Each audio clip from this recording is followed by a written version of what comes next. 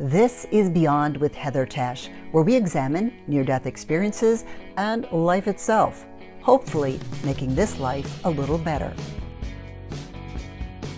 My guest today is Peter Panagore. Peter, thank you so much once again for joining me. Glad to be here, Heather. Thanks for having me. Peter is the author of Heaven is Beautiful. And if you listened to part one, I'm sure your mind was blown like it was mine. And we'll have a link to that in the description. But Peter, I have so many questions. And one of the things I'm curious about is it seems like you're bolder now than you were 10 years ago, because I've heard your story, I've read your book, I've heard you talk, and a lot of this is new to me. This is really incredible things that you were just sharing. Have you gotten bolder over the years? Yes, I've gotten bolder over the years. My book came out the days that I was in the hospital for my second NDE. I died of a heart attack, and my boldness comes from that event and growing into that event. I mentioned that NDEs are psychologically shattering, and that means a period of integration and reconstruction. And I've grown into my boldness, because I guess the main thing that came out of that NDE was that I'm all in, is what I thought. I'm not hiding anymore. I'd been masking for since 1980, even though I was coming out with this book, and even though some people knew about it, I was still hiding. And I decided that I wasn't going to hide anymore. And also there was a previous event that I'll talk about in a moment that set me up for my NDE. But the NDEs aren't something that are in the past. I found that through this practice of cultivation of my interior life, that I have been able to not only bring my NDE present in my life, but it is my life. It is the living thing inside of me, and it's always feeding me. It's not something that just happened to me. I'm always learning from it. It's so deep and so immense and has so much information to help me and become myself. I'm still mining it. And as I mine it, I find less of myself and more of the light. And the more of the light that I find, the more I'm emboldened. The less that I'm in the way, the less I have to risk. And so, before I tell you about this experience, let me say that after divinity school, I was talked into ministry. I was going to go, I didn't know what to do, frankly. And I decided to become a university professor and study mysticism. I was going to study Islam, Buddhism, and Christianity in the South Pacific mysticism. That was my goal.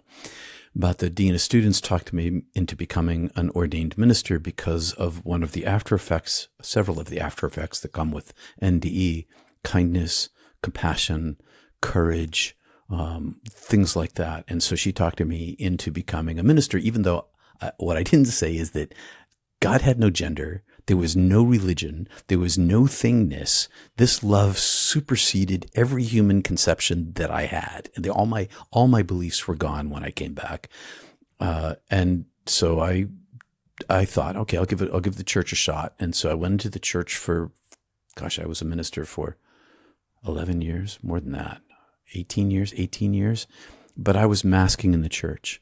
I told no one about my near-death experience. I continued my Kriya Yoga and my meditation, and I continued my studies, my personal studies. I continued carving space inside myself while I did the social services, liberal denomination, ordained women, ordained gay people, a lot of progressive social services, that kind of place, and a lot of good-hearted people too. But I kept my NDE a secret. And at the end of all of this, as I cover in the book, there was this big embezzlement in the church. And at the end of that, I came out of the closet to the church, why I could endure the things that they put me through. And then I ended up working in TV, and I started poking around to see whether people would be comfortable with near-death experience. And in the middle of that, because I was working in TV, I had this show in Maine, broadcast in a couple of different states, and 2 minutes in the morning to be an inspiration, tell an inspirational story 7 days a week, 365. So because of that, I got this gig at the local public television station every year. They did an auction to do the fundraising. And so I was one of the auctioneers. There was a lot of auctioneers. I was just one of them. And now it's Peter Panagore from Daily Devotions. And I was one of like 7 each time I did it. So there's a lot of auctioneers. And so I had this late night, like a Saturday night, and the camera went off at 11. And so I drank all this coffee to stay on camera all night long and read these scripts and trying to sell these things so that we could keep the PBS station running. And then, because I was super jazzed on caffeine, and I didn't get home till 1 a.m. I drank more coffee on the way home to get home, and then I couldn't sleep at night. And so when I woke up the next morning, or actually got out of bed because I didn't sleep at all, it was Sunday morning, and I had to help. And because I wasn't a minister, I was in television. I had Sunday off. It was really great, having Sundays off. And so I was helping the kids with the homework, but I didn't have any brain for it. I couldn't, because I was up so late and had so much coffee and I didn't sleep. And so I was a mental wreck. So I went and I lay down in the sunroom on our sofa. And as I lay on the sofa, I can't sleep. I don't know what to do. So I decided to meditate in my yogis would call it savasana, but I was lying on prone on my sofa, arms by my side, feet pointed up, close my eyes, no pillow, lying there. And I decided to breathe, go into my practice. And I go into my practice aiming towards the quieting of my mind and singleness of thought with breath. And then suddenly I fall inside myself. I'm like 3 breaths in and I'm out of myself. I'm enveloped in this same orb. This is like, I don't know how many times I've been in this, one of the times, the same angelic orb of consciousness encases me and pulls me in an instant. I'm inside of this cosmic music. It's an ocean of sound. It's all of the beautiful music of not just Earth, but of all of the universe. And it's every harmony and frequency and note and sound. And it's this big, huge symphonic beauty. And I am inside of it. I am in this orb, but inside of this orb, I am also music. I am a portion of this music, but I am a reduction of it. I'm woven into this symphonic music, but I'm also less than the whole of it. And as I'm in it, I'm being rushed upward through this waves of waves of waves. And in the distance, I see the light. And this, I'm rushed right to the edge of the light, and the light is right next to me, the closest I'd ever been since the day that I died. And I'd been approaching it for most of my life in different forms. And this time I'm right next to it. And every single time I get next to it, I have a thought. And the thought is light. And in the instant of my thought, I'm shot back out into my body. I open my eyes, I close my eyes, I'm back inside the orb, inside the music, further from the light, but still ascending. And now I'm bouncing back and forth between this being inside this and my physical world. And so I'm opening my eyes. I see we had a poodle at the time. The poodle comes over and kind of touches my nose with his wet nose and looks me in the eye. And I see the poodle and I close my eyes and I open my eyes and my wife is in the doorway. I see her in the doorway. I have no idea who she is. I close my eyes and I'm back in again and I'm bouncing back and forth. And when finally to me, it's timeless. It's like instant.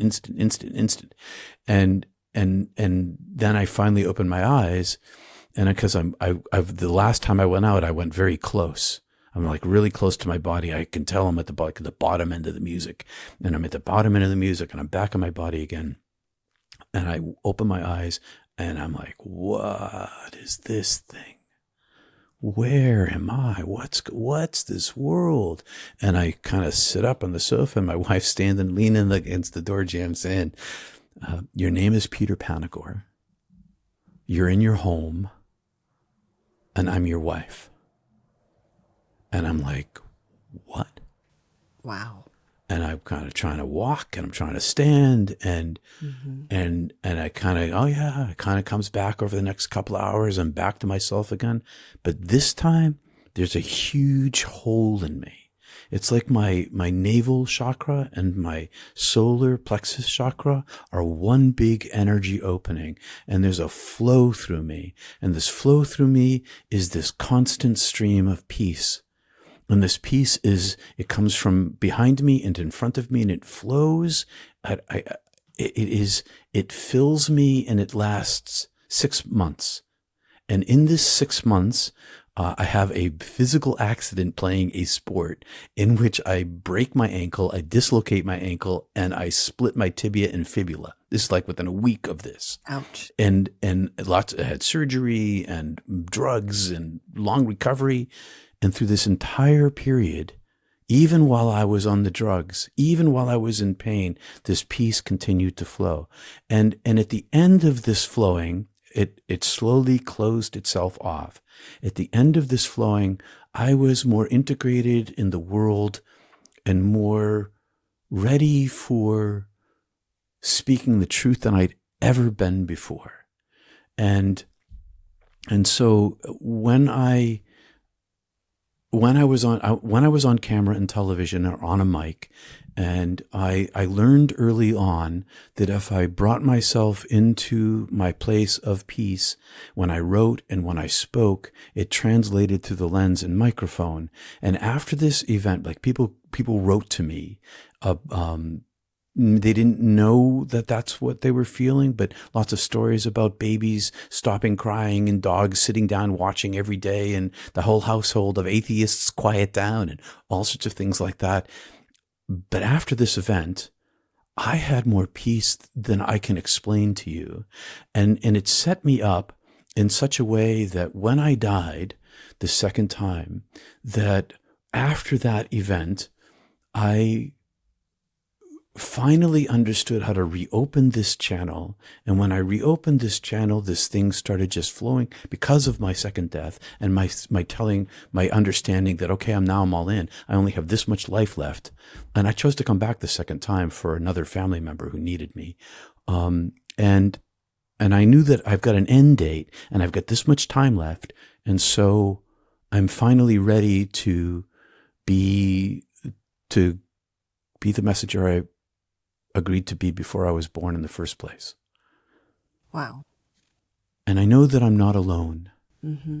I know that there are tens of millions of near-death experiencers and other kinds of mystical experiencers, people who have had shared death experiences and out-of-body experiences and visitations from the dead, all of these experiences that contain light and love. We are all these individual nodes at the end of our own fiber optic cable, bringing light into the world. And I know that I'm just one of us, but I have a goal and a mission, and my goal and the mission is to get everyone to speak, if only to the people you love, if only where you are, because the more of us that talk about these events in our lives, the more normalized it becomes in the public square, the more normalized it becomes, the first chance we have in the history of humanity to bring this ineffable love forward, whether we're Iraqis or Israelis or Russians or Ukrainians or Chinese or Japanese or Argentinians, it doesn't matter. All over the world, there are people who are experiencing this light and this love, who only need an opportunity or to have the courage to say so to the ones they love. And when they do this, you may discover that the people in your family have had similar experiences that they're keeping to themselves. So there's this level of communication. We have the internet. We have shows like yours, Heather, where we can speak. But there's this other thing that happens too, because the light speaks for itself. You know it when you feel it. And for some reason, some people don't feel it. They don't know it. Maybe there's a biological thing. It's totally cool because they are beloved as well. In the end, they end up as the original light being itself, because that's all there is. That's like super good news. But in terms of our humanity, we're a blip on the planet when you look at the evolution of life. And if we are to survive, the strategies that we've used in the past have not succeeded for all of us. We are a single planet. We are a single race of people. Our cultures and our belief systems and our politics, they're all conceptions and decisions. They're not this thing itself. This thing itself inside us supersedes all of those. And the more of us that pursue this inside ourselves, the more it shows itself in the world. My choice of singleness and not the pursuit of my own manipulation of the energy in the world, manifesting what I want in the world, is because I know myself as not a human being. I am a temporary passenger here. I am this original self. This is my goal. This is myself. This is my frame of reference. The more we find this one light inside ourselves, the more opportunity we have for our species' survival. And the history of humanity is the history of war, of violence and oppression and selfishness. And there's only one solution for this. And everybody already has it inside them. I don't want to help gurus get established. I don't want to be a guru. I don't want to be a priest. I'm an ordained reverend. I have never called myself reverend in my life. Recently, I tried it on for size. It still doesn't fit. I don't like that because everybody has this thing inside themselves. You have the guru in you, but it takes getting out of the way to see it. And when you get out of the way and see it, it begins to live and show itself. And then I think we have this global opportunity to nudge humanity. And I know it sounds grandiose, and I know we've always, since at least the time of Paul, and definitely before that, and certainly after that, we're living in the end times. This is going to happen. That's going to happen. Christ is going to return. The light is always here. The world is not going to end. Humanity might kill itself off, but the world isn't going to end. If we want humanity to continue on in the face of AI and quantum computing and UFOs and UAPs and the expansion of our scientific knowledge, and we have to settle our own selfishness. And when we do that individually, maybe we have a chance to do it planetarily. That's my hope. That's what I'm trying to get going. Tell people you love about your experience. If they reject you, if they judge you, shake the dust from your feet. Don't talk to them about it again. Still love them and tell somebody else. Do you think that more people, as they start to come forward with this, and it seems like more people are having them. This is the day where people are being resuscitated now in this day and age. Do you expect changes now coming to humanity and in our beliefs, in just how we live our lives? I expect big changes, and it's not just through NDE. When humanity discovers in a physical way, when there's physical proof that's presented in a repeatable fashion that we are not the only species in the universe, we are one of many species in the universe. A lot of fundamental religions that have mythologies that are based in concrete are going to crumble, because the specialness of humanity, the gleam of the centrality of humanity, the apple of God's eye, Earth being the best place there ever was, will shatter. And when that shatters, it's going to leave a huge hole in American and global belief systems. And what's going to be ready and in place to replace it? But truth.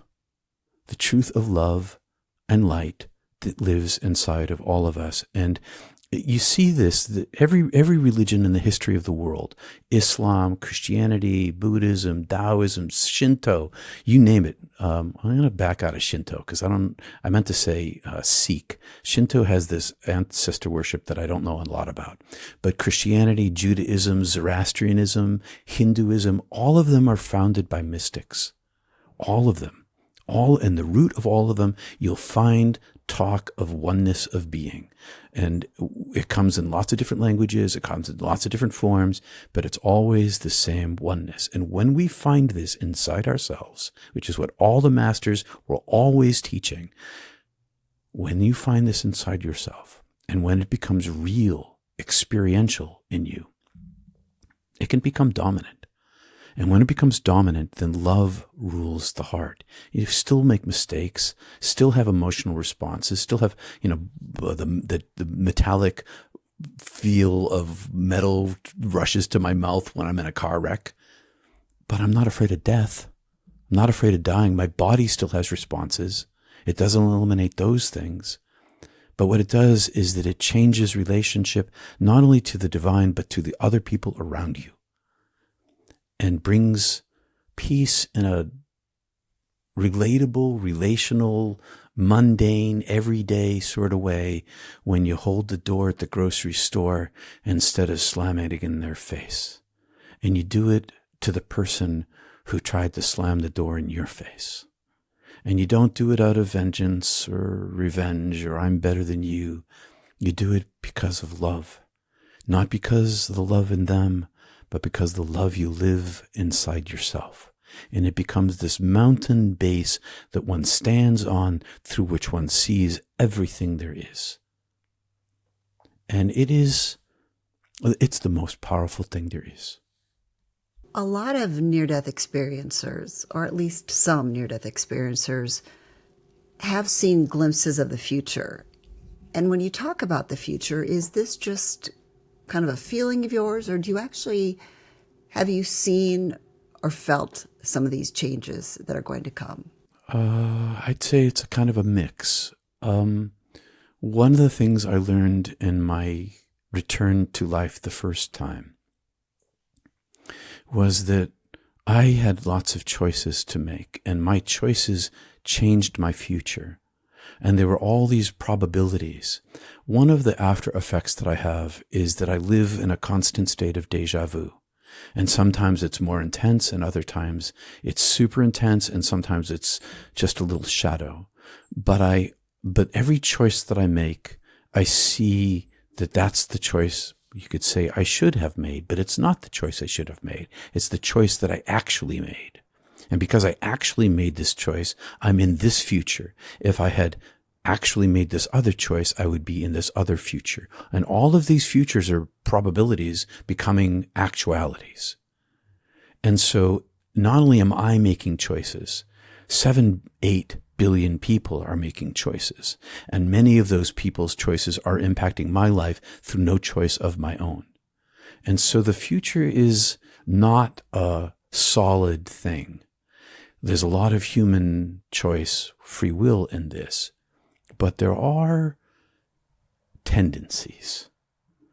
And I've chosen my tendency is to choose the light. This is the tendency that I chose. This is why I pursue the oneness of being, so that in every choice I make, by trying to cultivate this singleness inside myself, this silence inside myself, no matter whether I make a good choice or a bad choice, I lean toward the light. If everyone who is of the light makes the choices to lean toward the light, then the eventuality is the light.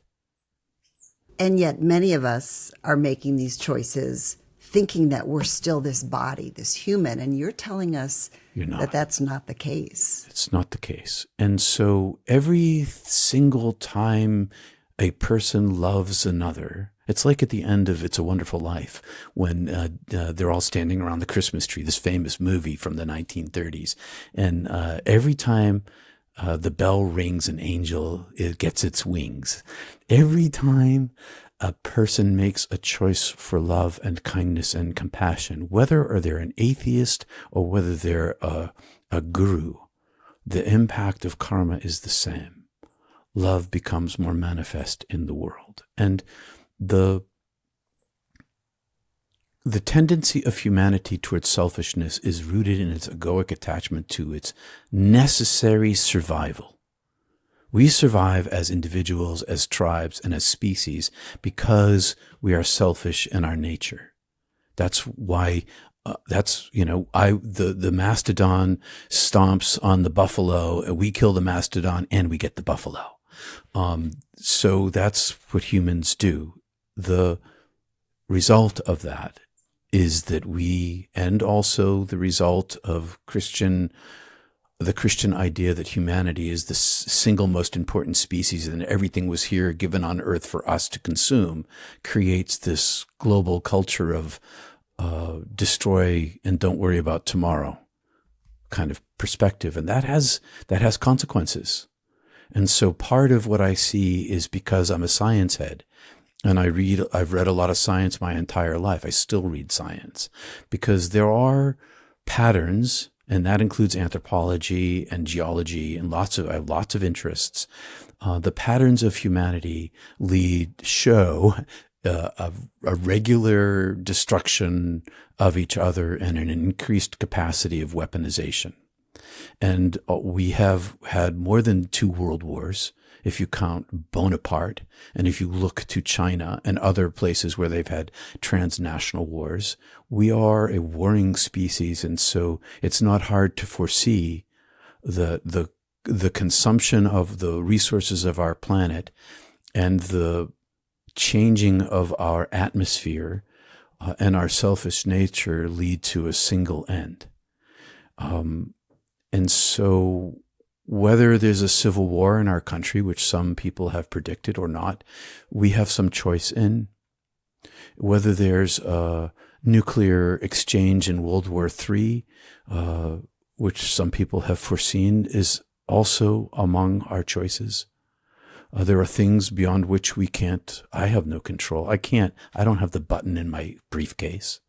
I can't, be a super spy and stop it. And, I have no power for that. All I have is the light itself. And so this thing I do see, that I see the survival of humanity, and I see the potentiality for a new relationship, not only to our planet, but to each other and to the universe around us, should we choose light. I see suffering coming. Where I live on the Gulf of Maine. We have one of the fastest warming bodies of water on Earth. And I know this because we have a major oceanographical institute in my town that's of global proportion that focuses here. And there are fish coming here from the south that have never been here before. I live in a fishing town, so this is being the bycatch. I live in a lobstering town. The lobsters are migrating offshore because the water's getting too warm, and they're moving to Canada because the water's cooler. There are signs and symbols being shown all around us about the direction of humanity. So I see with my inner eye and I see with my reasoning mind. And the two for me are essential tools for living my daily life, but they're also essential tools for me for thinking about the future of my granddaughter and my grandchildren to come. Wow, so much to think about. Thank you, Peter. I have a lot more questions. I've gotten to about this much of this many questions that I have. So let's go ahead and take that into part 3. Thanks for joining me on Beyond with Heather Tesch. Please add comments and questions you'd like future guests to answer. Also, if you liked what you heard, please hit the thumbs up button and subscribe. That'll help keep this podcast going. You can also go to Beyond with Heather Tesch to look for more episodes.